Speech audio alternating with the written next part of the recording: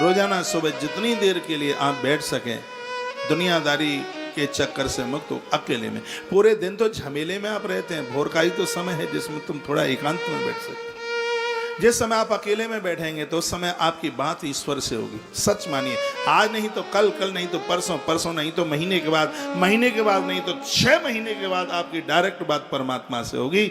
आप अपने आप को थोड़ा एकांत में जोड़िए, बस पूरा दिन आनंद में जीवन आप जिएंगे। ईश्वर ने बड़ी कृपा की है। कौमार आचरित प्राज्ञो धर्मान भागवतानीय दुर्लभम मानुषम जन्म तदप्य ध्रुव मतिर्दम।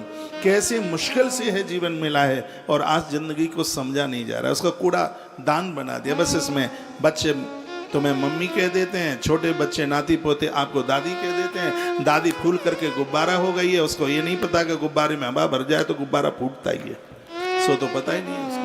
बस दादी दादी दादी, मम्मी मम्मी मम्मी, बस इसी में आप आनंद मग्न हो रहे हैं। थोड़ा सा इससे बाहर आइए। ये दुनियादारी के लिए आप बहुत जिए। आपके बच्चों के भी बच्चे बड़े हो गए, अभी भी आपको इतना टेंशन होता है। जितना टेंशन दुनियादारी के लिए होता है, इतना टेंशन भगवान के लिए हो जाए तो भैया भगवान तो ऐसे ऐसे ऐसे ऐसे ही मिलता।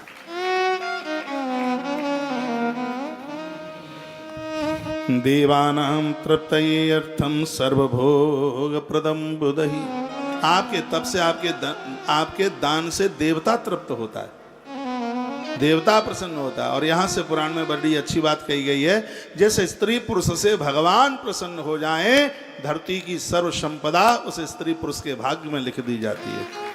ईश्वर प्रसन्न हो जाए, हम जो भी कुछ करते हैं भगवान प्रसन्न हो जाए हमारे ऊपर, इसलिए तो करते हैं। और जिसके ऊपर भगवान प्रसन्न हो जाए वो तो माला माल है, उसके लिए इस धरती पर किसी भी प्रकार की कोई कमी नहीं। आप टेंशन में जीते हैं, कुटुंब बात नहीं करता, खानदानी बात नहीं करते, परिवार के बात नहीं करते। जिन छोटे भाइयों को मैंने ज्वाइंट फैमिली के समय में इतना पाला था, इतना ध्यान रखा था, उनको पढ़ाया लिखाया था, वही हमसे बात नहीं करते।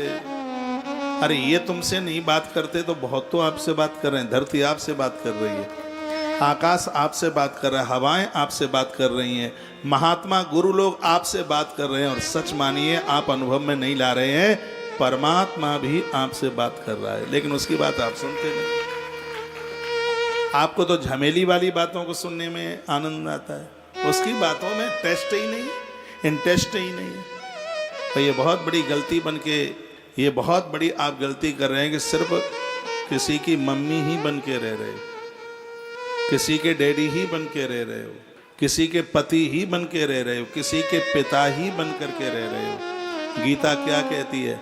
तुम पत्नी और पति ही नहीं, ममई वांसो जीव लोके जीव भूता सनातना। उस अंशी के आप एक अंश हैं, आप अमृत पुत्र हैं, इसको मत भूलिए। भागवत में कथा आती है गजेंद्र मोक्ष की। डूबते हुए हाथी ने किससे शरण नहीं मांगी, किससे नहीं कहा हमें बचा लो, लेकिन सब ऐसे ही छोड़ के चले गए। आज 2 पैसे हैं तुम्हारे पास, इसलिए सब तुम्हें पूछ रहे हैं। एक बेटा कथा में आता था, सबके बाद आता, सबसे पहले चला जाता। अयोध्या के महात्मा आए थे कथा सुनाने के लिए, उन्होंने कहा जवान बच्चा बाद में आता है, सबसे पहले चला जाता है। एक दिन उन्होंने पूछा, बेटा तू सबके बाद आता है, सबसे पहले चला जाता है, ऐसा क्यों? उसने कहा कि मेरे माँ मुझे बहुत लाड करती है, मैं जब तक नहीं पहुंच जाता तब तक भोजन नहीं करती, वो रोती है। मेरी पत्नी भी मुझे बहुत प्रेम करती है, मेरे बाबूजी तो मेरे बिना रह ही नहीं सकते। तो मेरा एक छोटा सा परिवार है, मैं इकलौता उनका बेटा हूँ, मैं उनका जीवन हूँ, मैं उनका प्राण हूँ। यदि मैं ना हूँ तो वो प्राण दे दें, यदि मैं समय से न पहुंचा तो वो प्राण दे देंगे। अच्छा, प्राण दे देंगे? हाँ गुरुजी, वो प्राण दे देंगे। तो गुरुजी ने कहा कि बच्चे के ऊपर तो मोह ना चढ़ाए।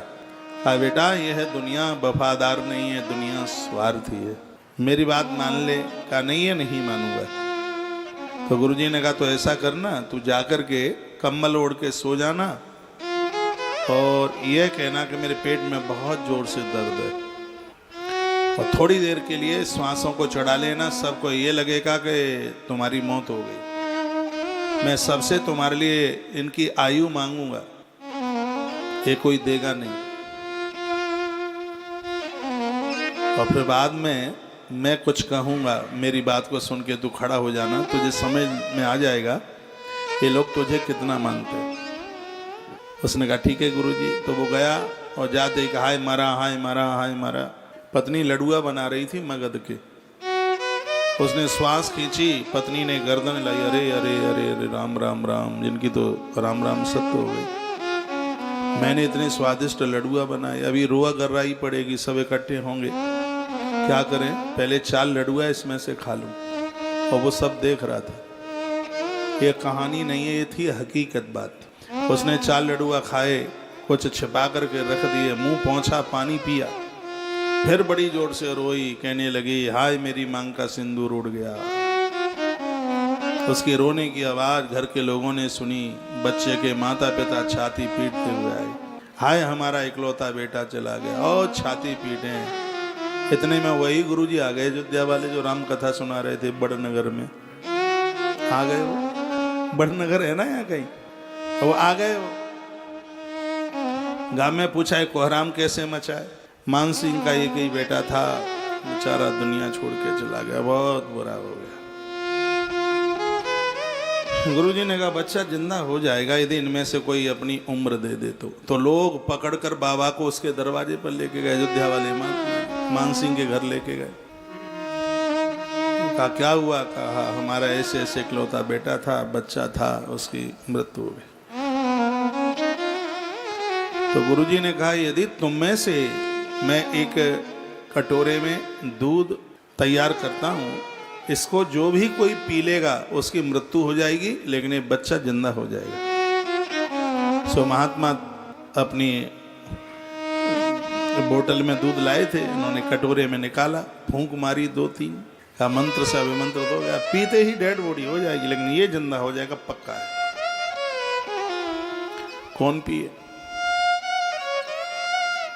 पत्नी को कहा बेटा तू पी ले, फिर आदमी तो जिंदा हो जाएगा। वो बोलती है गुरुजी बेटा मेरा 12 साल का है ही, इसी के भरोसे जीवन निकाल लूंगी, बच्चा नाथ हो जाएगा मेरे बिना, इनको तो जाना ही था, आज नहीं तो 10 साल के बाद। पत्नी ने ये कह करके कटोरे का दूध नहीं पिया।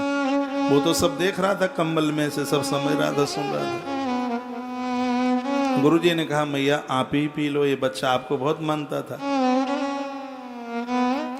वो बोलती है मैं पी तो लेती, लेकिन मेरी बिटिया के बच्चे बहुत छोटे छोटे हैं, मुझे उसका बड़ा ख्याल रखना पड़ता है, इसलिए गुरुजी सब अपनी अपनी जिंदगी के भागीदार हैं। जब उसकी घरवाली ने ही नहीं पिया तो फिर हम तो कहाँ से ही पी लेंगे, हम नहीं पीने वाले हैं, तो अभी हमें मरना नहीं है, इसलिए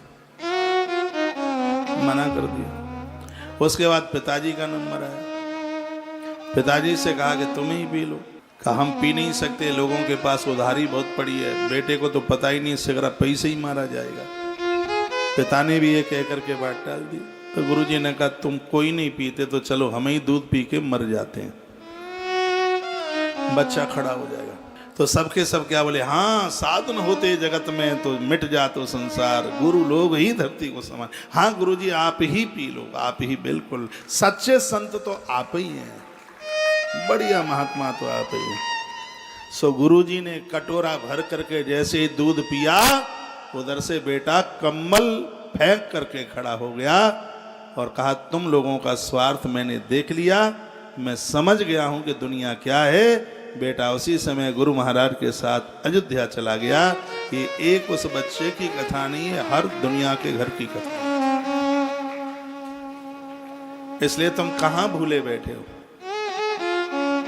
मैं तुम्हें बाबा जी नहीं बना रहा हूं, कोई बाबा नहीं बनता, सब बने बनाए आते हैं। मैं तो सोते हुए को जगाने का काम कर रहा हूं। आप घर में रहिए, मना कौन करता है, लेकिन अपना ख्याल रखिए। गाड़ी में एसी चालू करके इतने सुख में न डूब जाना कि झपकी ही लग जाए सो एक्सीडेंट हो जाए आगे। जागते रहना।